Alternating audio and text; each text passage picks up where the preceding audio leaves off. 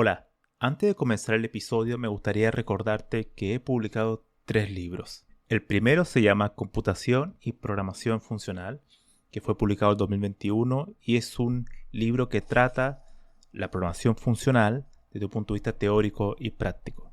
El segundo se llama Mentes Geniales, la vida y obra de 12 grandes informáticos. Esta es una obra que repasa la historia de hombres y mujeres que fueron relevantes en la historia de la computación.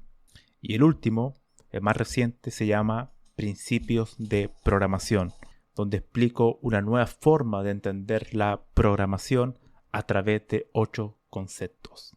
Todos estos libros se pueden encontrar en librerías en España o en Amazon, y también en Latinoamérica se puede encontrar a través de Mercado Libre y Busca Libre. Para más detalles pueden visitar mi sitio web camilochacon.com. Bienvenidos al nuevo episodio de este podcast. Había una vez un algoritmo y es un episodio especial porque el 9 de diciembre pasado cumplimos 2 años desde que lancé el primer episodio, lo cual me da una gran satisfacción porque sé que hay muchas personas que siguen este podcast constantemente. Cada nuevo episodio que subo lo escuchan y a pesar de que no sé exactamente quiénes son, se lo agradezco, estén donde estén. Así que muchísimas gracias por su apoyo, porque es el único apoyo que necesito, que es el que escuchen, que hayan personas que escuchen y que valoren este podcast, que es en cierta medida una especie de diario de vida auditivo, donde yo trato de conversar, hablar sobre temas que estoy aprendiendo o de los cuales estoy trabajando en la actualidad. Esa es un poco la idea de este podcast. Y dado eso, antes de comenzar el episodio de hoy, me gustaría aclarar algunos puntos que yo creo que le puede interesar a las personas que escuchan regularmente este podcast. En primer lugar, hace un tiempo alguien me hizo un comentario sobre un episodio de paradigma, por qué el concepto de paradigma ya no funcionaba. Y lo comparaba con otro episodio previo, donde yo hablaba de paradigma, pero desde la definición más clásica, tradicional. Y él me decía, no me lo dijo de mala forma, sino que veía que me había contradecido. Y eso igual es un punto interesante que me gustaría aclarar, porque como mencioné hace unos momentos, este podcast es un diario de ruta de mi vida como programador. Y la vida, uno va aprendiendo nuevas cosas a medida que avanza el tiempo. Entonces, es obvio que en algún momento yo voy a cambiar de opinión sobre algunas cuestiones, sobre algunas definiciones de conceptos. Por tanto, no es raro que me pueda contradecir en distintos episodios. Lo raro sería que me contradiga en un mismo episodio. Eso sí estaría mal. Así que aclarado ese punto, es normal que ocurra, porque voy cambiando de opinión y voy aprendiendo otras cuestiones. El segundo punto es que el podcast va a ir tomando una dirección un poco más amplia en el sentido que, como ustedes ya saben, han habido 2 entrevistas y pretendo para el año que viene que esa cantidad de entrevistas sigan aumentando. Así que he visto por las estadísticas que a mucha gente le ha entusiasmado que haya entrevistas, así que eso me alegra mucho. Y hay muchas personas a las cuales he invitado y algunas ya me han aceptado, así que se van a venir nuevas entrevistas, ojalá con temas que sean interesantes para todos. Y el último punto es relativo a que, no sé si todos saben, creo que no lo he mencionado en este podcast, pero yo tengo un canal de YouTube que solamente he subido 2 videos, que son los que considero importantes, donde hago recomendaciones de 27 libros. El primer video recomiendo 17 libros y el segundo son 10 libros. Así que les sugiero que lo vean porque ahí creo que es la mejor plataforma para recomendar libros porque lo muestro físicamente, más que hacer episodios de podcast donde recomiende libros. excepto obviamente en casos puntuales donde recomiendo libros. Pero para recomendar libros, al menos a mí me parece mejor el formato en video o escrito. Así que le dejaré el link en la descripción. Dado que este es un episodio especial, me gustaría tratar sobre algunos conceptos que son muy generales y que están presentes constantemente en la programación. Uno de ellos es algoritmo, el segundo son las heurísticas y el tercero son las estructuras recursivas o la recursividad. Los algoritmos, como cualquier informático sabe, son la pieza central que le da vida a la programación y está presente en todos los ámbitos, desde la industria, desde la academia. En todas partes, alguien que se dedica a la informática tiene que convivir con algoritmos. Algunos son relacionados a los gráficos, por ejemplo, gráficos por computadoras. Otros son algoritmos basados en manipulación de datos. Otros son basados en el tema de predicción, todo lo que es la inteligencia artificial, en la cual se aprende de datos históricos para hacer nuevas predicciones. Y en otros casos son cuestiones que tienen que ver con procesos concurrentes, paralelismo, que surgen para aprovechar los avances del hardware a través del software, que se reducen finalmente en un menor tiempo de cómputo en procesos. Entonces, los algoritmos están siempre presentes. En cualquier carrera de informática uno tiene algún curso de introducción a la programación y te enseñan generalmente los algoritmos clásicos de ordenamiento, de búsqueda, a través del uso de las estructuras de datos. Entonces, sea lo que tú quieras estudiar o especializarte en informática, los algoritmos son fundamentales. Otro concepto que no es tan común en general para los informáticos, excepto que estudies temas como problemas muy complejos donde ya no puedes aplicar soluciones exactas, sino más bien aproximaciones a soluciones. En ese caso se introduce el concepto de heurística, que en el contexto del desarrollo de algoritmos vendría siendo un tipo de algoritmo, alguna clase de algoritmo, que también se le llama un método o una técnica o una estrategia, que si uno va a la parte etimológica de esa palabra heurística, viene del griego que significa hallar, inventar.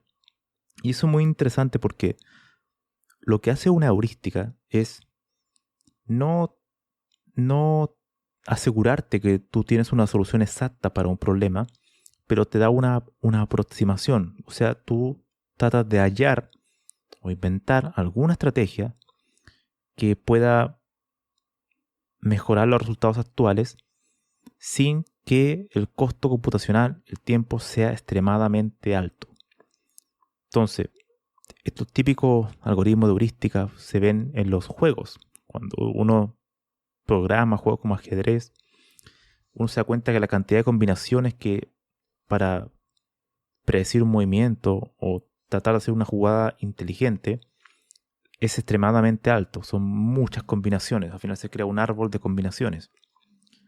Entonces no se pueden recorrer todas las combinaciones porque es impracticable computacionalmente. Entonces uno aplica algún tipo de heurística que no te asegura que sea probablemente el mejor movimiento, pero sí te da un movimiento que sea aceptable y que pueda resolver o al menos mejorar la calidad del propio algoritmo, ¿no? Si hablamos de algoritmo como algo total, o sea, el algoritmo del juego de ajedrez.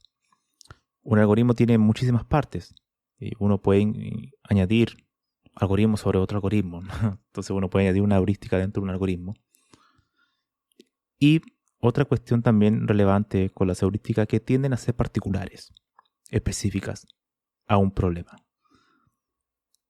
En este episodio no voy a tratar sobre el tema de la metaheurística, que es una búsqueda de heurísticas un poco más generales, pero en sí la heurística uno tiene que hallarla específicamente para ese tipo de problema. Uno no puede mover una heurística de un problema a otro, sino que están hechas para ese tipo de problemas. Si hiciéramos una especie de analogía al mundo real, una heurística podría ser algo como cuando tú estás conduciendo un coche y recibes una llamada de un amigo y te dice que en una calle próxima, donde tú generalmente tienes que pasar por ese coche, hay un accidente. Y la persona lo llama, dice, mira, he visto un accidente hace unos 10 minutos, pasé por ahí, así que está cortada la calle. Así que ten precaución, coge o toma otra ruta. Entonces la persona que va conduciendo el coche toma otra ruta, que es más larga, y llega a su destino. Ahora bien, quizá ya no existe, ya no hay ningún bloqueo en las calles, pero él ya tomó la decisión de seguir esa ruta. Si el accidente continuara ahí, o sea, todavía no están desbloqueadas las calles, entonces es una heurística muy buena, ya que el tiempo no va a ser tan excesivo que como si se hubiese quedado ahí en el taco, ¿no? En la espera, que hubiera tardado muchísimo más. En cambio, tomar la otra ruta, que es más lenta que la clásica, aumenta la cantidad de minutos en lo que vas a tardar a tu destino, pero es buena, o sea, tienes información y es una buena heurística. Ahora, ¿por qué no es la mejor? Porque quizás el accidente ya se solucionó, las calles no están cortadas, pero como tal alguien te avisó que había un accidente, bueno, tú tratas de tomar otra ruta. Pero quizás como no lo estás viendo, quizás ya no hay ningún bloqueo de las calles. Puede ser, quizás. Y al final no va a ser la mejor solución. Entonces la heurística es una apuesta también. La heurística es una cierta apuesta. Y por eso no es la mejor, no es el método, no es un método exacto. O sea, cuando uno habla de algoritmos exactos es que tú estás seguro que dado un conjunto de datos, esta es la mejor solución. Pero cuando tienes datos o instancias, como también se les llama, por ejemplo, un grafo y tienes que hacer un algoritmo o resolver algún tipo de problema en un grafo gigante, recorrer todas las posibilidades es totalmente poco efectivo. No se puede hacer. Tarda muchísimo, independientemente que lo estés ejecutando en un superordenador o en un portátil de 100 euros. Va a tardar muchísimo tiempo. Entonces las heurísticas se hacen indispensables en ese tipo de problemas. Y son muy buenas. Pero en la actualidad todavía hay problemas en el tema de justificar por qué funcionan. Eso es un tema bastante filosófico. ¿Por qué funcionan las heurísticas? No hay una formalización matemática clara que te diga por qué funcionan. Es bastante curioso, pero ese es un tema para otro podcast. Otro tema también muy interesante que tiene que ver con los algoritmos y con las heurísticas son las estructuras recursivas. La recursividad, como algunos saben, y como mencionó en la entrevista pasada Felipe Santa Cruz, todo lo que uno puede hacer a través de iteraciones se puede hacer a través de procesos recursivos. Y también viceversa, todo lo que se puede hacer a través de la recursión se puede hacer a través de procesos iterativos. La recursión está muy ligada a la programación funcional por el hecho de que la programación funcional se basa en la construcción de funciones, en la ejecución de funciones. Y las funciones en sí se pueden invocar de manera recursiva, una tras otra, sin necesidad de iteraciones explícitas. De hecho, hay lenguajes que no tienen iteraciones. Otros sí lo incorporan, pero lo incorporan no por una necesidad, sino que más que nada lo incorporan más por comodidad hacia programadores que están más familiarizados a un estilo imperativo. Incluso Haskell y Racket tienen maneras de añadirle el for y añadir un inicio y un límite. Pero no son necesarias como tal, ya que todo se puede hacer a través de la recursividad. Y llegando a este punto de la recursividad, me gustaría hacer una recomendación de un libro que yo lo encuentro muy interesante, que hace no mucho tiempo lo conocí y que me sorprendió gratamente. El libro se llama Introduction to Recursive Programming que vendría siendo algo como Introducción a la Programación Recursiva, escrita por Manuel Rubio Sánchez, y que fue publicado el año 2017. Y es un libro muy interesante porque está en inglés y, si no me equivoco, él es un catedrático de la Universidad Rey Juan Carlos, o sea, es español. Y en ese libro lo primero que me sorprendió gratamente, fue que el libro tiene más de 400 páginas para dedicarle al tema de la recursión. Me sorprendió porque cuando uno lee un libro, cualquier tipo de libro de programación o introducción a la computación, informática, etc., siempre la recursividad es tratada de manera muy breve, muy concisa. Ni siquiera tienden a dedicarse un capítulo a ella, sino que más bien es una sección muy reducida, o cuando se explican algoritmos se tiende ahí a explicar implícitamente lo que es la recursividad. Pero un libro dedicado a la recursividad, que tenga más de 400 páginas, es un trabajo que a mí, la primera impresión que me da es que es un trabajo muy profundo sobre lo que es la recursividad y cuál es su valor y su importancia para cualquier persona que quiera aprender a programar. Y en el libro, que lo empecé a leer, no lo he terminado, pero sí he leído algunos capítulos, lo encontré realmente como algo, como una especie de un aire fresco, ¿no? Como algo que uno no está acostumbrado a leer, porque se veía en la misma forma de explicar, incluso los gráficos, algo nuevo, algo que yo, que he leído muchísimos libros en inglés y en español sobre informática, nunca había visto. Una exposición muy clara, muy detallada y a su vez también muy profunda. Eso me sorprendió gratamente. Es un muy buen libro. Es un libro que se lo recomiendo a todos los que les guste la programación y que quieran aprender mucho más sobre la recursividad. Y que no es un libro teórico, ojo, aunque sí se explican cuestiones que son teóricas de la recursividad. No es teoría de la recursión, que es otra cuestión más matemática, sino que está totalmente enfocada a la programación este libro. Y es muy bueno porque a su vez es muy práctico. Hay muchos ejemplos de código y se explican los distintos tipos de recursividad. Por ejemplo, se explica la recursión lineal, la recursión de cola, la múltiple recursión, la recursión mutua, la recursión anidada y una enorme cantidad de ejemplos. De hecho, estaba mirando el índice y es realmente extraordinario. También te enseñan cuestiones de matemática preliminares. Hay muchas cosas muy interesantes. Yo creo que es un libro, wow. Yo con solo leer el índice ya me doy cuenta que un libro es bueno. Pero es la costumbre quizás. Pero con solo ver el índice uno ve que este libro es muy bueno. Y yo se lo recomiendo totalmente. Además, como se lo mencioné, una de las cosas que me sorprendió son los gráficos. Nunca había visto gráficos para explicar la recursividad como los vi en este libro.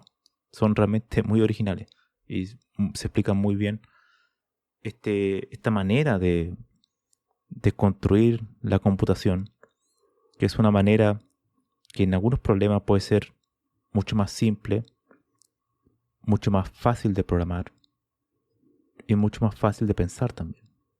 Porque hay situaciones donde un problema lo puede resolver pensando de manera recursiva, de cómo tú puedes construir estas estructuras que permiten resolver un problema.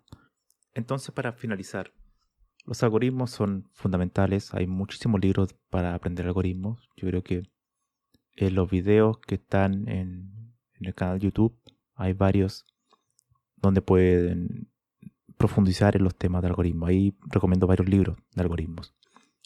De heurísticas, bueno, el mundo de la heurística también es muy amplio.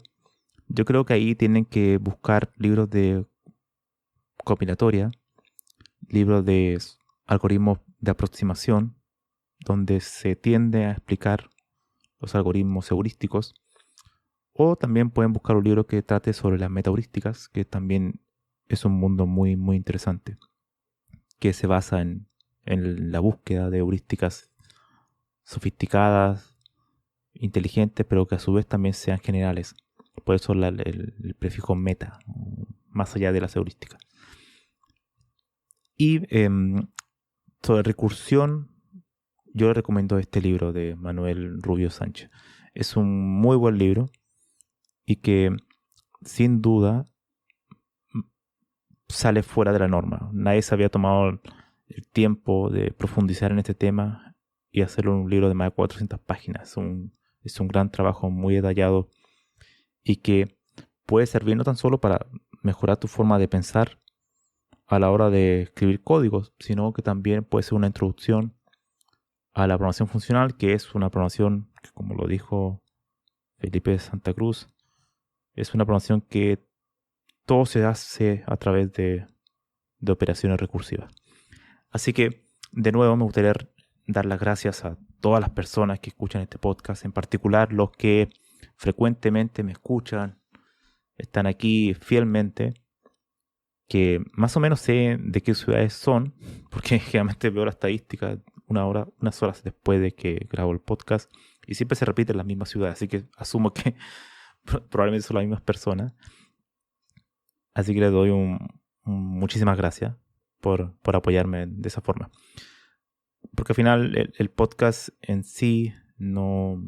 Yo lo he mencionado antes, no hay ningún... Aquí una de las cosas interesantes de las que trato de hacer es que tengo total libertad de tratar cualquier tipo de tema. Algunos temas son más simples, otros son más complejos. Pero es porque en realidad no busco ningún beneficio económico. Cuando tú buscas un beneficio monetario, el contenido de lo que publicas se tiende a sesgar, tiendes a bajar la dificultad, hacerlos temas muy populares. Y eso es lo que ocurre mucho con youtubers, lo cual está muy bien, pero yo no podría hacer eso porque tendría que estar siempre hablando sobre Python, sobre introducción a JavaScript y cuestiones así, que en realidad a mí me aburrirían muchísimo. Así que como no tengo nada que ganar, el podcast no lo hago para ganar dinero, puedo darme el gusto de hablar lo que quiera. Así que en ese sentido agradezco mucho que haya gente que le interese en estos temas, que en algunos casos son temas de posgrado y bastante complejos, o con poca información disponible. Por ejemplo, los temas de la filosofía de la informática son temas bastante que nos han tratado mucho en español. Así que muchas gracias y nos vemos en el siguiente episodio. Adiós.